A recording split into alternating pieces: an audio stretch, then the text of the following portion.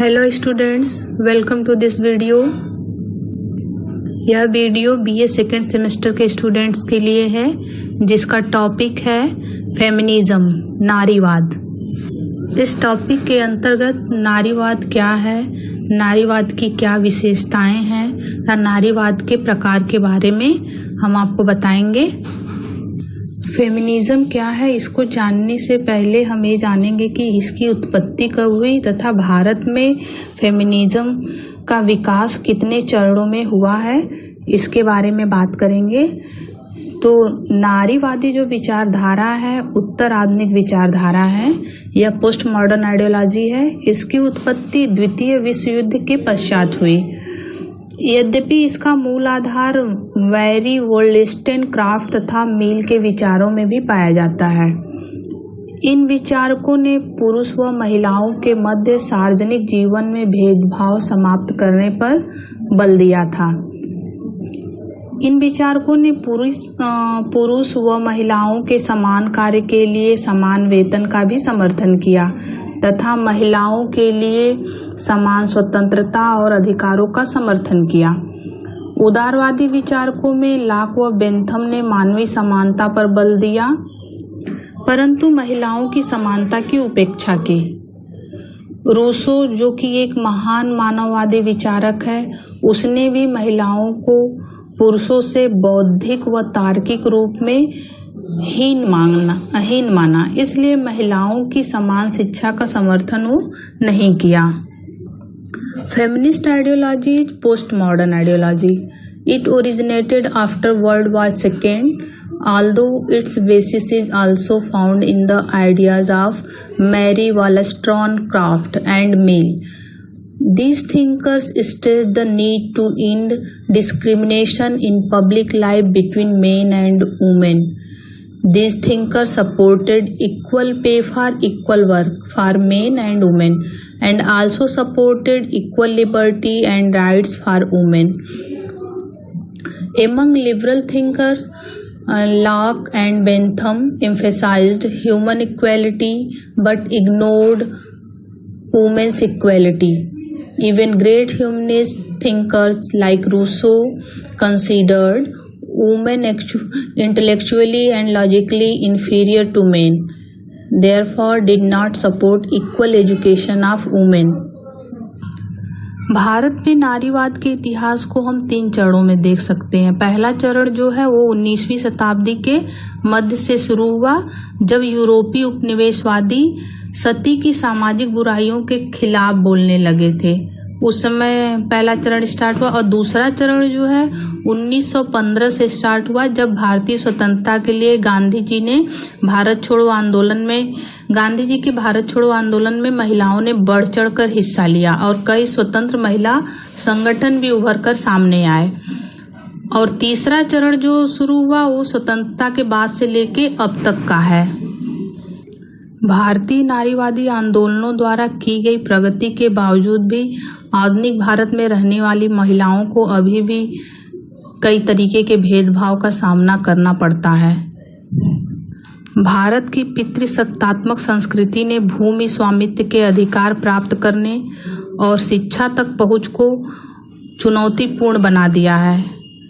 पिछले 2 दशकों में गर्भपात की प्रवृत्ति बहुत ज़्यादा सामने आई है। भारतीय नारीवादियों के लिए इसे अन्याय के खिलाफ संघर्ष के रूप में देखा जाता है। The history of feminism in India can be traced on 3 stages. The first phase beginning in the mid-19th century, when European colonists began speaking out against the social evils of sati.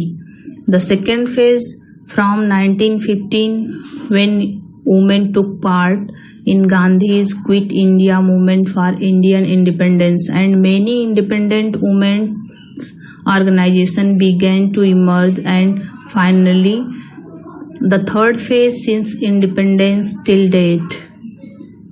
अब हम नारीवाद की बात करेंगे कि नारीवाद है क्या, व्हाट इज फेमिनिज्म। नारीवाद राजनैतिक आंदोलनों, विचारधाराओं और सामाजिक आंदोलनों की एक श्रेणी है जो राजनीतिक, आर्थिक, व्यक्तिगत और सामाजिक लैंगिक समानता को परिभाषित करने, स्थापित करने और प्राप्त करने के एक लक्ष्य को साझा करते हैं। इसमें महिलाओं के लिए पुरुषों के समान शैक्षिक और पेशेवर अवसर स्थापित करना शामिल है। Feminism is a range of social movements, political movements and ideologies that aim to define, establish and achieve the political, economic, personal and social equality of the sexes. Feminism is an ideology that emphasizes equal rights of men and women. According to feminism, there are many inequalities between men and women. It is neither natural nor necessary. Therefore, these inequalities can be changed so that both men and women can lead equal lives. नारीवाद एक ऐसी विचारधारा है जो स्त्री और पुरुष के समान अधिकारों पर बल देती है। नारीवाद के अनुसार स्त्री और पुरुष के बीच बहुत सारी असमानताएं हैं और ये असमानताएं न तो प्राकृतिक है और न ही आवश्यक है। इसलिए इन असमानताओं को बदला जा सकता है ताकि स्त्री और पुरुष एक समान जीवन व्यतीत कर सकें।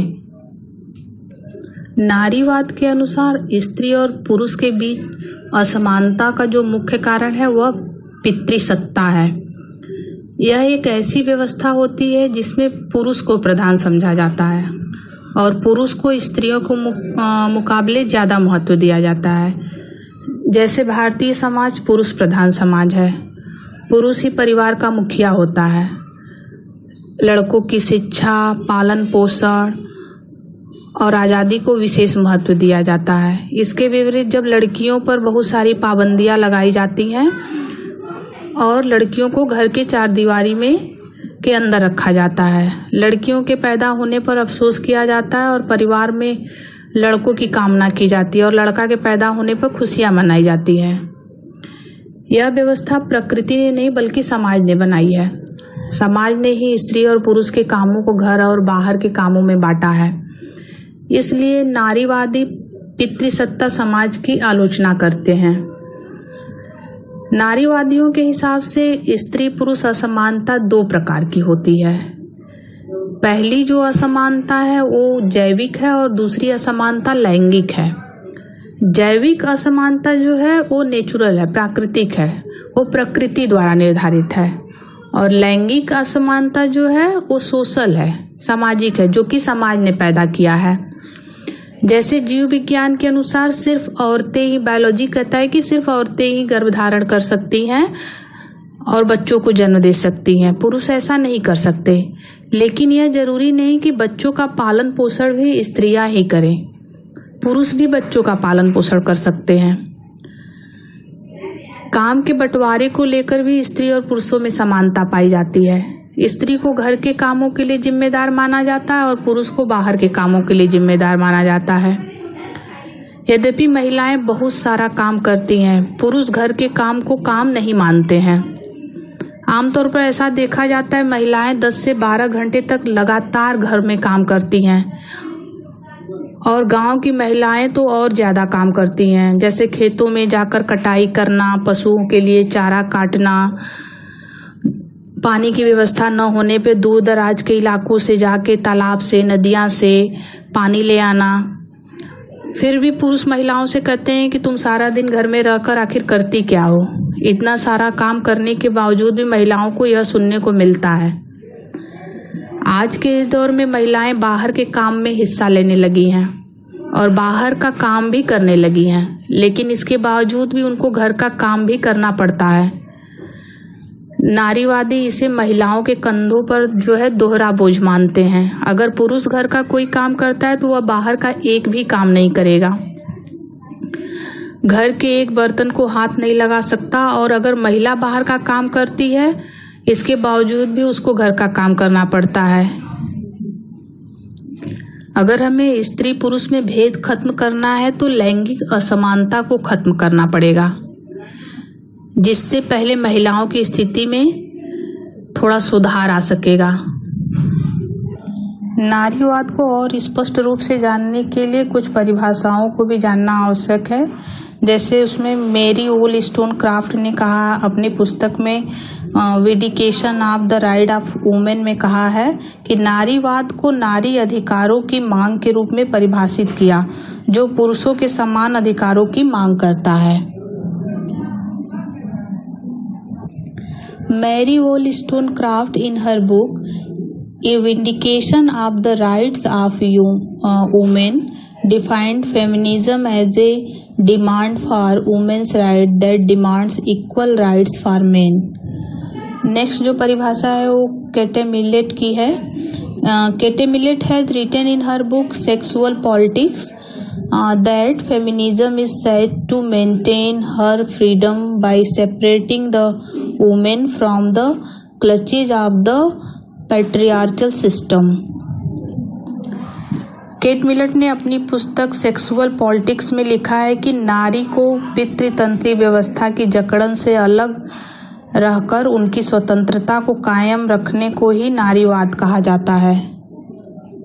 नेक्स्ट जो परिभाषा है वो जॉन स्टुअर्ट मिल की है। उन्होंने अपनी पुस्तक सब्जेक्शन ऑफ वुमेन में कहा है कि नारीवाद की अवधारणा में स्त्री पुरुष समानता पर बल दिया गया है। उसने माना कि किसी समाज में स्त्री पुरुष समानता और संबंध का मूल आधार प्रेम, सौहार्द और मित्रता है। स्त्री पुरुष सहचर हैं, कोई किसी पर अपना प्रभुत्व नहीं स्थापित कर सकता, दोनों का समाज पर बराबर का हक है, अतः स्त्री पर पुरुष का वर्चस्व नहीं स्वीकार किया जा सकता। John Stuart Mill in his book subjection of women emphasized gender equality in the concept of feminism. He believed that in a society the fundamental premise of gender equality and relationship is love, harmony and friendship. Men and women are companions. No one can establish his dominion over himself. Both have equal rights over society.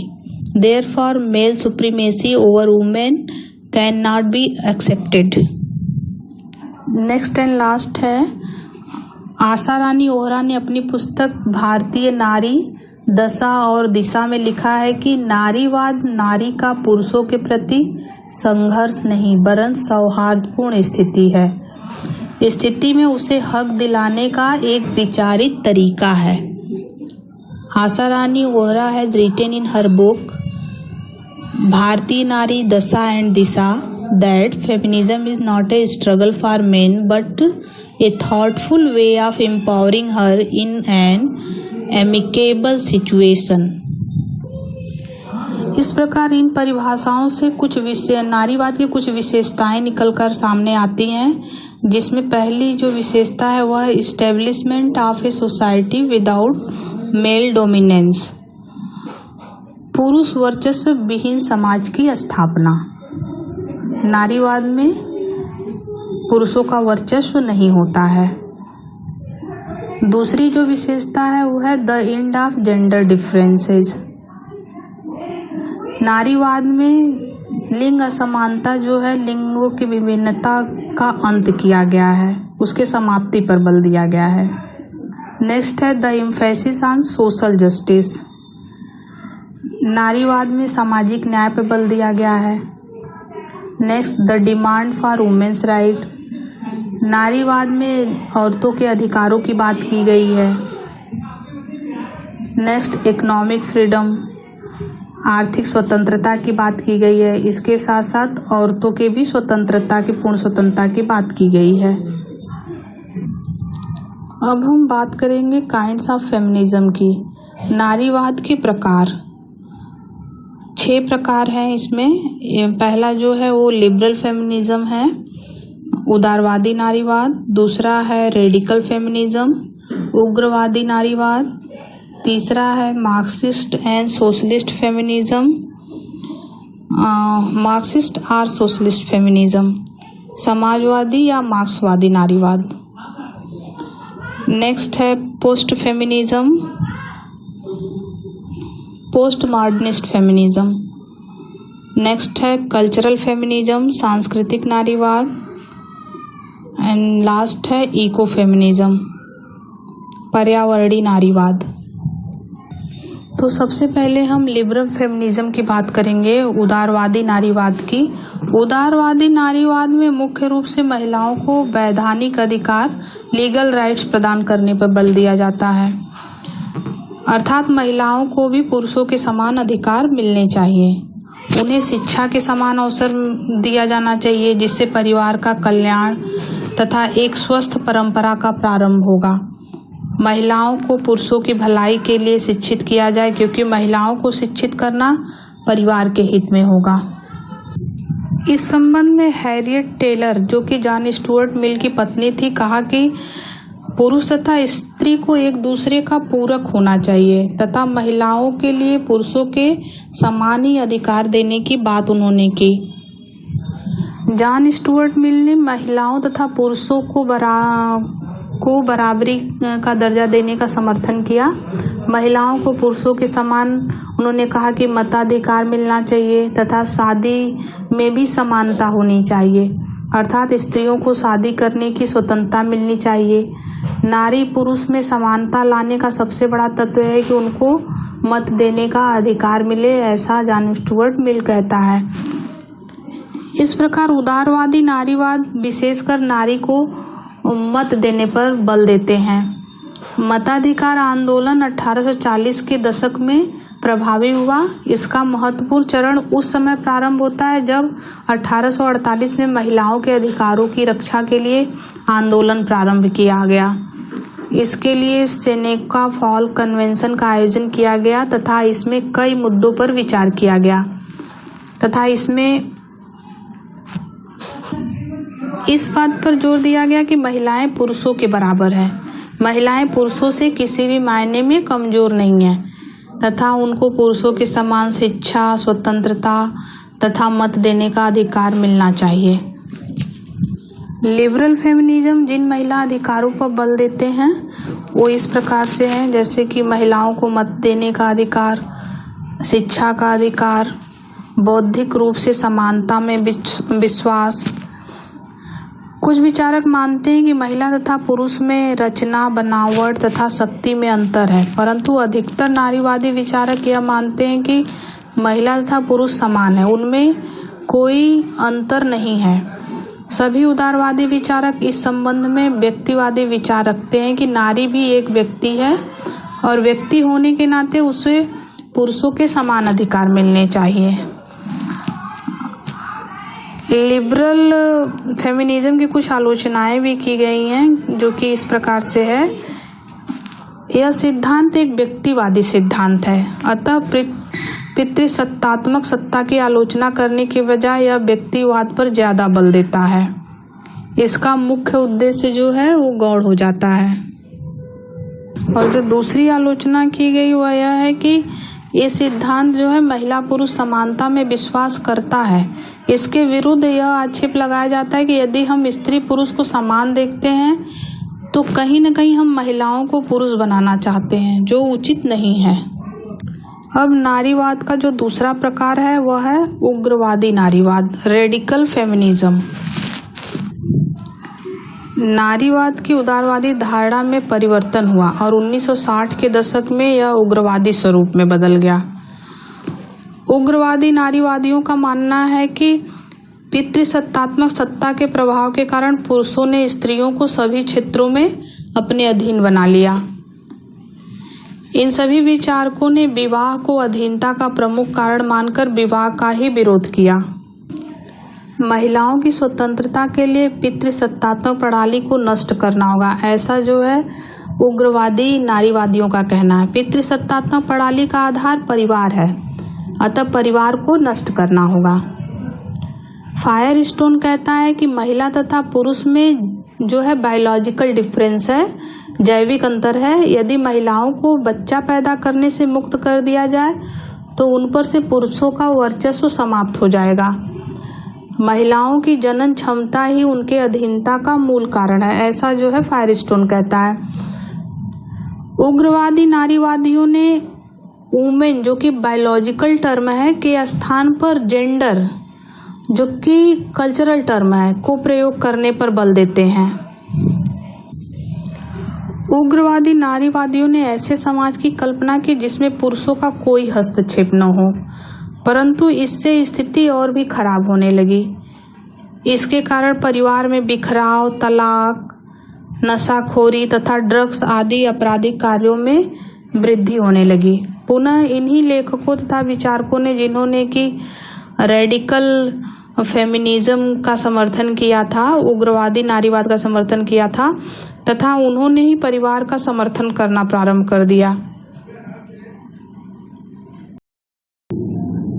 Next है Marxist और socialist feminism, मार्क्सवादी नारीवाद या समाजवादी नारीवाद। Marks मानता है कि पूंजीवादी प्रणाली नारियों की अधीनता के अनिवार्य शर्त है। उसका शिष्य एंजल्स का मानना है कि स्त्री पुरुष का संबंध जो है निजी संपत्ति पर आधारित होता है। पुरुष स्त्री को निजी संपत्ति मानते हैं जो रहने और खाने के एवज में उत्तराधिकारी की व्यवस्था करती हैं। मार्क्सवादी विचारकों का मानना है कि पूंजीवाद ही महिलाओं की हीन स्थिति के लिए जिम्मेदार है। उनका ऐसा आरोप है कि पूरी तरह से वो पूंजीवादी व्यवस्था पर ही वो आक्षेप लगाते हैं इसके लिए। और समाजवादी नारीवादी मानते हैं कि महिलाएं कमजोर वर्ग के रूप में हैं, जो कि सेक्सुअलिटी, इंटेलेक्चुअलिटी, जेंडर रिलेशन, प्रभुत्व तथा अधीनता पर आधारित होते हैं। इसी कारण से समाजवादी नारीवादियों का प्रमुख लक्ष्य ये रहा है कि महिलाओं का सशक्तिकरण हो। Next is post modern feminism, उत्तर आधुनिक नारीवाद। विचारों को 3 प्रकार की श्रेणियों में रखा जा सकता है, एंशिएंट, मेडिवल एंड मॉडर्न। यदि हम प्राचीन परंपरा तथा रूढ़िगत मान्यताओं को प्राचीनता तथा परंपरागतता के साथ जोड़ते हैं तो आधुनिकता से तात्पर्य विज्ञान व तकनीकी विकास, धर्मनिरपेक्षता तथा नगरीकरण आदि इसके अंतर्गत आते हैं। परंतु आज एक नए प्रकार की धारा चल रही है जो परंपरा तथा आधुनिकता को एक साथ जोड़कर चलती है। इसी को उत्तर आधुनिकता की संज्ञा दी जाती है। उत्तर आधुनिकता यह मानकर चलता है कि कुछ भी सार्वभौमिक नहीं है, यूनिवर्सल कुछ भी नहीं है, क्योंकि समय तथा परिस्थिति के अनुसार सभी धारणाएं परिवर्तनशील होती हैं, उसमें परिवर्तन होता रहता है। यह विकासवाद में विश्वास करता है, अर्थात एक शब्द का अर्थ भी भिन्न भिन्न समय तथा परिस्थितियों में अलग अलग हो सकता है या होता है। जहां अन्य नारीवादी सिद्धांत सभी स्त्रियों को एक वर्ग के रूप में देखते हैं, वहीं उत्तर आधुनिक नारीवाद की मान्यता है कि दुनिया की सभी महिलाओं को एक वर्ग के रूप में शामिल करना ठीक नहीं है, क्योंकि दुनिया के विभिन्न भागों में महिलाओं की समस्या एक समान नहीं होती है, भिन्न भिन्न होती है। जैसे अमेरिका की महिला की समस्या अलग हो सकती है, वहीं अफ्रीका की महिला की समस्या भी उनसे अलग हो सकती है। अतः सभी महिलाओं को एक वर्ग के अंतर्गत रखकर उनके अधिकारों की रक्षा नहीं की जा सकती है। नेक्स्ट इज इको फेमिनिज्म, पर्यावरणीय नारीवाद। इसके अंतर्गत अनेक नारीवादी लेखिकाएं एवं विचारक शामिल हैं। जैसे आप बन्ना सिवाज का नाम ले सकते हैं, सुनीता नारायण है, मेधा पाटकर हैं। इनका मानना है कि प्रकृति तथा महिलाओं में काफी समानता होती है, महिलाएं ही प्रकृति के सर्वाधिक निकट होती हैं, अतः पर्यावरण का सर्वाधिक प्रभाव महिलाओं पर ही पड़ता है।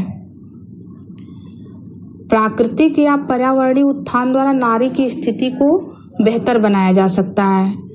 प्रकृति को स्त्री माना गया है, धरती को तथा नदियों को माँ का दर्जा दिया गया है। इससे नारी एवं प्रकृति में समानता दिखाई देती है। नेक्स्ट एंड लास्ट है कल्चरल फेमिनिज्म, सांस्कृतिक नारीवाद। सांस्कृतिक नारीवाद एक आंदोलन है जो बताता है कि कैसे मर्दाना व्यवहार को प्रोत्साहित करके आधुनिक समाज को चोट पहुंचाई जा सकती है। लेकिन सांस्कृतिक नारीवाद जो है इसके बजाय स्त्रियों के व्यवहार को प्रोत्साहित करने पर बल देता है, कहता है कि इससे जो है समाज को लाभ होगा। Thus, cultural feminism believes in encouraging feminine behavior rather than masculine behavior. इस प्रकार निष्कर्ष रूप में यह कह सकते हैं कि नारीवादी ने एक आमूलकारी विचारधारा एवं आंदोलन का समर्थन किया।